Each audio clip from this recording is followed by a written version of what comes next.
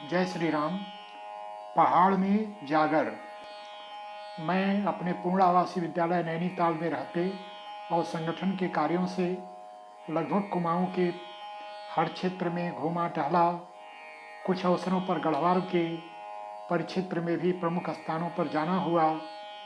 इन सब स्थानों पर कुछ विशेषताएं जो देखने को मिली, कला के क्षेत्र में, संगीत के क्षेत्र में, सांस्कृतिक गतिविधियों के क्षेत्र में, पर्व उत्सवों के क्षेत्र में, वहाँ की परंपराओं के क्षेत्र में यह कुमाऊं और गढ़वाल का मंडल अत्यंत समृद्ध दिखाई पड़ा। किंतु वहीं एक बात और जो देखने को मिली, उससे थोड़ी तो मन को प्रसन्नता और बाकी मन को कचोट यह प्राप्त हुई। मैंने स्पष्ट रूप से देखा कि वहाँ के छोटे बड़े सभी मंदिरों में अभी भी बलि की प्रथा है। स्वयं अपना विद्यालय नैनीताल का जहाँ स्थित है, उससे चंद किलोमीटर की दूरी पर एक देश का ख्यातनाम विद्यालय सैनिक स्कूल घोड़ाखाल है। उस परिसर के लगे एक स्थानीय देवी देवता का मंदिर है।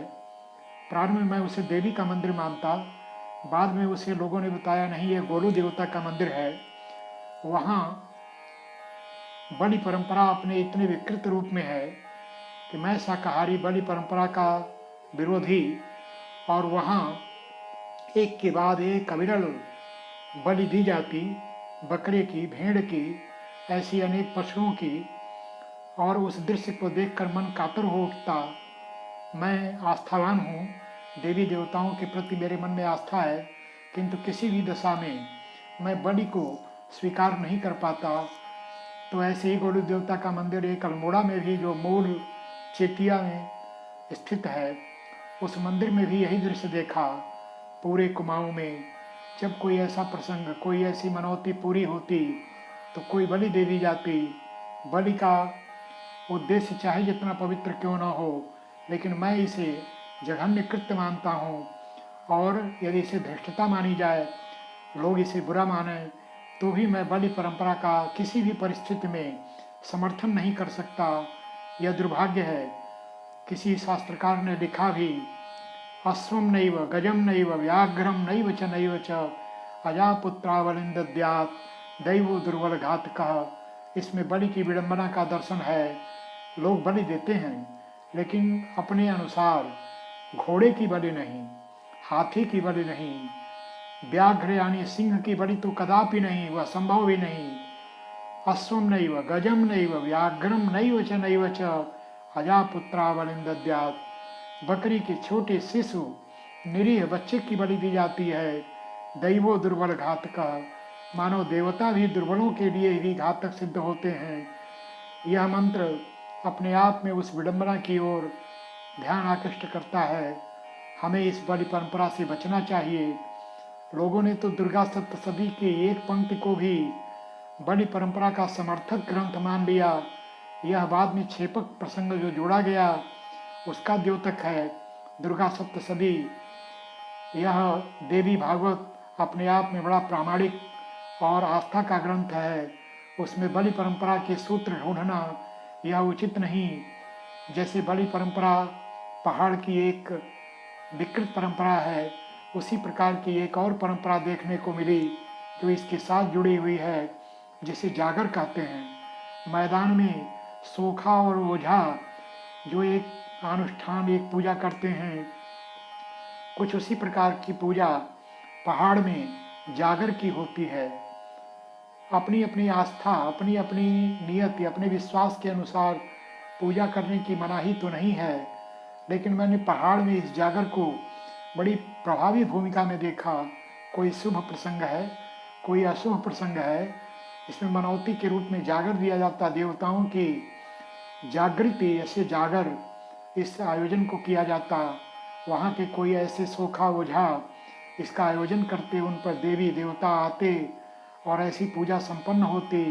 कई बार यह पूजा वैसे ही संपन्न हो जाती, कई बार उसमें पंच मकारों का, यानी उसमें मदिरा, मांस, बलि आदि का प्रयोजन जबरदस्ती घुसाया जाता।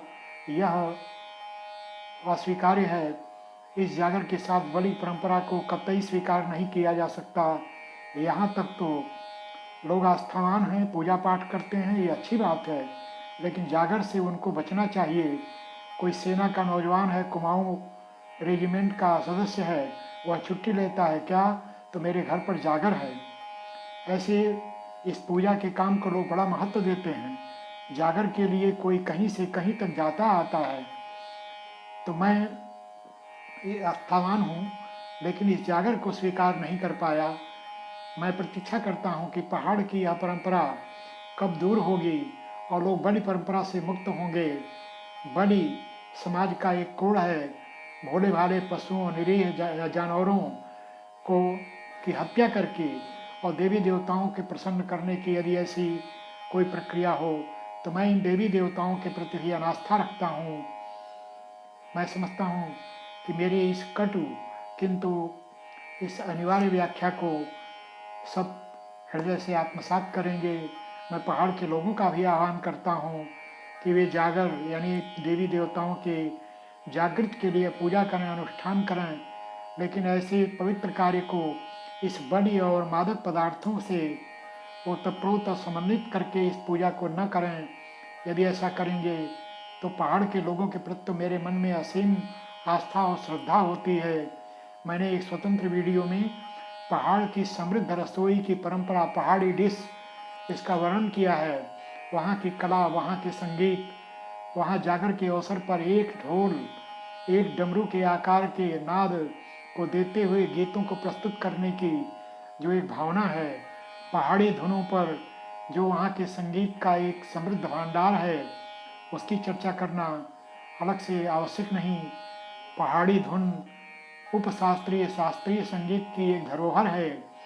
पहाड़ में बंसी, बांसुरी, ढप के ताल, ऐसी एक कोमल शब्दावली में गाए गीत, एक नृत्य की सामूहिक परंपरा, यह भी बड़ी अनोखी है। इसको भी पूजा पाठ और ऐसे प्रसंगों से जोड़ा गया, यह अच्छी बात है। आइए हम पहाड़ को देवभूमि, देवताओं की भूमि के रूप में सम्मान दें, वहाँ के सहृदय लोगों का सम्मान करते हुए आस्था अर्पित करें, किंतु कुछ विकृत परंपराओं से उन्हें विमुख करें। जब पहाड़ से या बलि की परंपरा दूर होगी, पहाड़ फिर से स्वर्ग होगा, फिर से देवी देवताओं का केंद्र बनेगा।